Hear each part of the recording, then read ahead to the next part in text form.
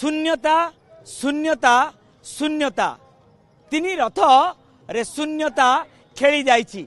महाप्रभु रत्न सिंहासन रे विजय करिसंती एवं जेउ रथ श्रीगुंडीचा मंदिर पर्यंत विजय करथिले। महाप्रभु जेउ रथ रे विराजमान होइतिले बाहुडा यात्रा दिन सिंहद्वार सम्मुख रे पहुंचीला महाप्रभुंकर तीन रथ एवं एई स्थान रे अनेक लीला खेला सुना बेसरे विभूषित हेले। महाप्रभु आह्लादित कले अगणित भक्तंकु अधरपणा नीति करी समस्त पार्श्व देवा देवी शरीर अशरीर को शांति प्रदान कले। आउे नीलाद्रि विजय बाहुड़ी गले रत्न सिंहासन को से श्रीवत्स खंडशाला को।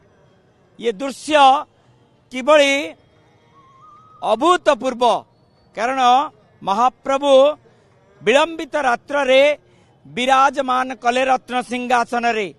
जो रत्न सिंहासन छाड़ी देवस्नान पूर्णिमा दिन महाप्रभु रत्न सिंहासन छाड़ी देवस्नान मंडप रे विजय करथिले। 108 कुंभ जल स्नान करथिले एवं हाथी बेसरे समस्त भक्तों को दर्शन देइथिले। तापरे महाप्रभु जोर रे पीड़ित हेले। अनवसर गृह रे चलीला गुप्त उपचार। समस्त दैतापति सेवक माने कले गुप्त उपचार।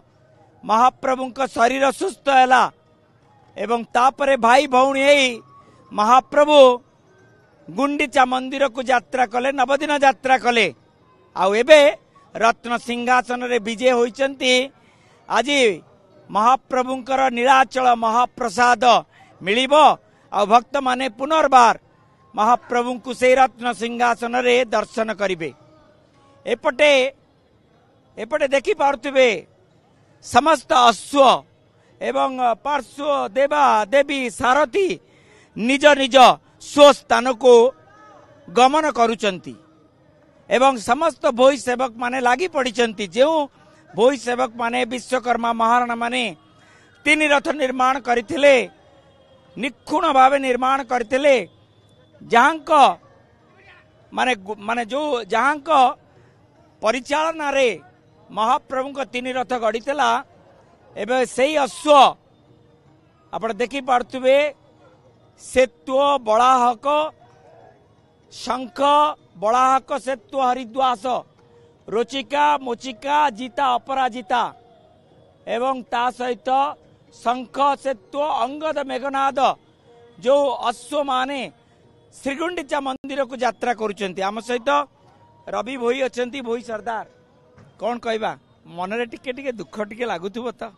हाँ दुख तो अच्छी कहीं एत दिन महाप्रभुंर खेला नीला चली समस्ते भी आम आसी एकजुट हो भोई महारणा कमार रूपकार आम समस्ते 7 जन सेवक एकाठी रही कार्य करूँ।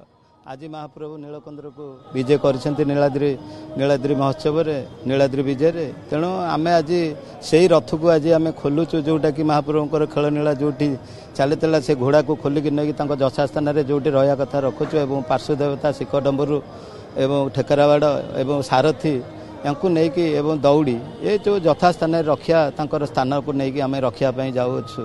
दारुक मातली अर्जुन से स्वस्थान को फेरी जिवे। आज्ञा दारुक मातली एवं अर्जुन तांको निज निज स्थान को समस्त फेरी जिवे।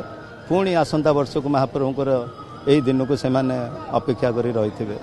केते कष्ट थिला रथ निर्माण एवं आपन को पुओ आलोक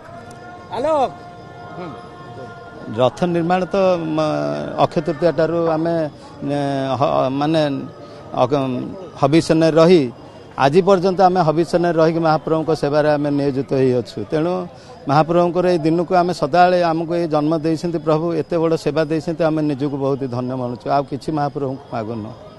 जय जगन्नाथ। आज सो स्थान को फेरेवा समय अनुभूति कौन? अनुभूति तो निजको दुख लगुच कहीं एत बड़ महाप्रभुंर एत दिन जाए कार्य करूँ। आज महाप्रभु खेल नीला कली जगह को जाइछन्ति एवं जो यथास्थान जो घोड़ा सारथी पार्श्व देवता ये भी स्थान को फेरुचंती एवं मनरे खुशी जेतिकी दुख भी सेतिकी रहउछि। जय जगन्नाथ। जने भक्त हिसाब रे कौन कहबे? जय जगन्नाथ। अक्षय तृतीया जहाँ कहले सेवक ଖେଳାନେଳା କରିବାକୁ ପ୍ରଭୁ ଆସିଥିଲେ।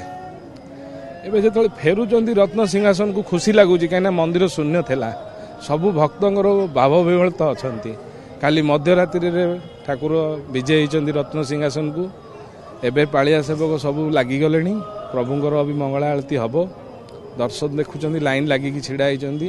ଯିଏ ପୁରୀ ଆସିଲା ସେ ଠାକୁରଙ୍କୁ ନ ଦେଖିଲେ ତା ଜୀବନ ଅଧୁରା ରହିଲା ବୋଲି ଜଣାପଡ଼େ। ଶୂନ୍ୟତା ଖେଳିଗଲା ତିନି ରଥ। ରଥ ଭୋଇ ସେବକ ଯେଉଁ କଥା କହିଲେ, ରଥ ତିଆରି କରିବା ଯେତେ ଆନନ୍ଦ, ତାକୁ ଖୋଲିବା ସେତିକି କଷ୍ଟ। ଏବଂ ଆମ ସହିତ ଆଲୋକ ଭୋଇ ଅଛନ୍ତି। କ'ଣ କହିବା, କେତେ କଷ୍ଟ ଥିଲା। ପୁରା ଅକ୍ଷୟ ତୃତୀୟା ଠାରୁ ଦିନ ରାତିକୁ ଏକ କରିଦେଇଥିଲେ। ଆଜି ସେ ରଥ ଶୂନ୍ୟତା ହେଇଗଲା। ମହାପ୍ରଭୁ ଯେଉଁ ରଥରେ ବିରାଜମାନ ହୋଇ ଯାଇଥିଲେ, ମନ ଟିକେ ଦୁଃଖ ଥିବ। ପୁଣି ଆର ବର୍ଷକୁ ଅପେକ୍ଷା। ଜୟ ଜଗନ୍ନାଥ। ମନରେ କଷ୍ଟ ଥିଲେ ମଧ୍ୟ, ଦେହରେ କଷ୍ଟ ଥିଲେ ମଧ୍ୟ ମହାପ୍ରଭୁଙ୍କ ଯେହେତୁ ସେବା କରୁଥିଲୁ, ବହୁତ ଖୁସି ଥିଲା ଓ ଆନନ୍ଦ ମଧ୍ୟ ଥିଲା ଦେହରେ ବହୁତ। ମହାପ୍ରଭୁ କାଲି ତାଙ୍କ ଜାଗାକୁ ପୁଣି ଫେରିଗଲେ, ପୁଣି ନୀଳାଚଳକୁ ଫେରିଗଲେ। ତ ମନରେ ଦୁଃଖ ଥିଲେ ମଧ୍ୟ ପୁଣି ଖୁସି କରୁଛୁ ଏଥିପାଇଁ କି ଆର ବର୍ଷ ବଞ୍ଚେଇଥାନ୍ତୁ, ପୁଣି ଆର ବର୍ଷ ତାଙ୍କ ସେବା କରିବୁ। ଏମିତି ସାରା ଜୀବନ ତାଙ୍କ ସେବା କରିଥାଉ, ଏତିକି ମହାପ୍ରଭୁ। ଏବଂ ସବୁ ସଠିକ୍ ସ୍ଥାନକୁ ନିଆଯାଉଛି ତ, ଯେମିତି କୌଣସି ମୂର୍ତ୍ତି ଖରାପ ହେବ ନାହିଁ।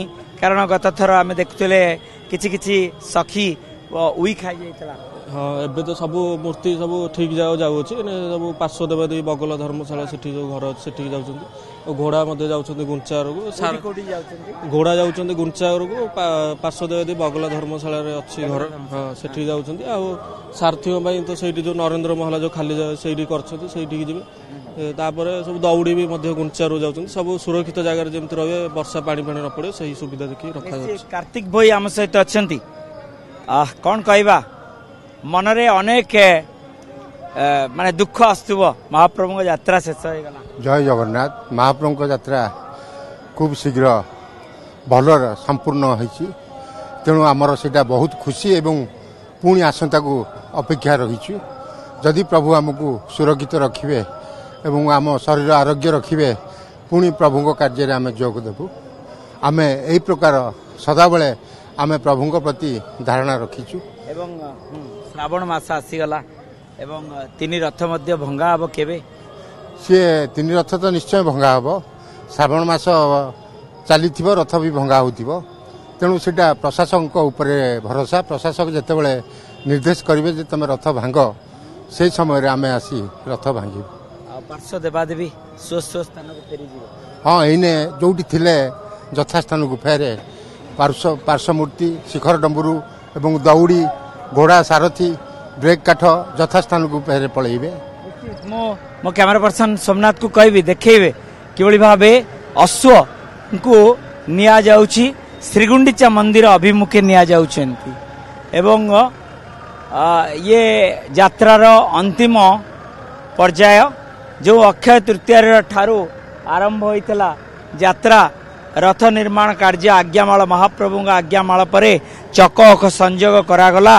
ତାପରେ ମହାପ୍ରଭୁଙ୍କର କ୍ରମାନ୍ୱୟରେ ରଥ ନିର୍ମାଣ ଚାଲିଲା। ଶେଷରେ ରଥ ଟଣାଗଲା। ଆଜ୍ଞାମାଳ ପାଇବା ପରେ ରଥ ଟଣାଗଲା ଏବଂ ଚଳିତ ବର୍ଷ 1971 ମସିହା ଭଳି ପଟି ଦିଅଙ୍କଠାରୁ ଆଜ୍ଞାମାଳ ପରେ ରଥ ଆସିଲା ସିଂହଦ୍ୱାରକୁ। ସିଂହଦ୍ୱାରରୁ ପୁନର୍ବାର ମହାପ୍ରଭୁ ଯେଉଁଭଳି ଭାବେ ପ୍ରତିବର୍ଷ ଯାତ୍ରା କରିଥାନ୍ତି ଶ୍ରୀଗୁଣ୍ଡିଚା ମନ୍ଦିରକୁ, ସେହିଭଳି ଭାବେ ଶ୍ରୀଗୁଣ୍ଡିଚା ମନ୍ଦିରକୁ ଯାତ୍ରା କରି ବାହୁଡ଼ା ଯାତ୍ରାରେ ନୀଳାଦ୍ରି ବିଜେ ପରେ ଅନ୍ତ ହେଲା ଶ୍ରୀଗୁଣ୍ଡିଚା ଯାତ୍ରା, ଘୋଷ ଯାତ୍ରା, ପତିତ ପାବନ ଯାତ୍ରା, ଉତ୍ତରାୟଣ ଦକ୍ଷିଣାୟନ ଯାତ୍ରା। ତ ନିଶ୍ଚିତ ଆମେ କହିବା ଏବେ ଆର ବର୍ଷକୁ ଅପେକ୍ଷା। ଏବଂ ଆର ବର୍ଷ ଏଇଭଳି ଭାବେ ଅକ୍ଷୟ ତୃତୀୟା ଠାରୁ ଆରମ୍ଭ ହେବ ରଥ ନିର୍ମାଣ। ମହାପ୍ରଭୁ ନବଦିନ ଯାତ୍ରା କରିବେ ଏବଂ ପୁରା ବଡ଼ଦାଣ୍ଡରେ ଗୋଟେ ଭକ୍ତିମୟ ଏବଂ ଆଧ୍ୟାତ୍ମିକମୟ ପରିବେଶ ସୃଷ୍ଟି ହେବ ଏବଂ ଜନସମୁଦ୍ର ଭିତରେ ମହାପ୍ରଭୁଙ୍କର ସେ ଯାତ୍ରା ଆରମ୍ଭ ହେବ ଏବଂ ଅନ୍ତ ହେବ। ଏବଂ ଦୃଶ୍ୟ ଯେଉଁ ଅଶ୍ୱ ଲାଗିଥିଲା ମହାପ୍ରଭୁଙ୍କର ତିନି ରଥରେ, ସେ ଅଶ୍ୱମାନେ ଏବେ ଶ୍ରୀଗୁଣ୍ଡିଚା ମନ୍ଦିରକୁ ଯାତ୍ରା କରୁଛନ୍ତି ଏବଂ ପୁଣି ଆର ବର୍ଷକୁ ସେ ଅଶ୍ୱମାନେ ଆସିବେ ଏବଂ ଯାତ୍ରା ଆରମ୍ଭ ହେବ। ପୁରୀରୁ କ୍ୟାମେରା ପର୍ସନ ସୋମନାଥ ଗୋଛିକାରଙ୍କ ସହ ମଧୁସୂଦନ ମିଶ୍ର।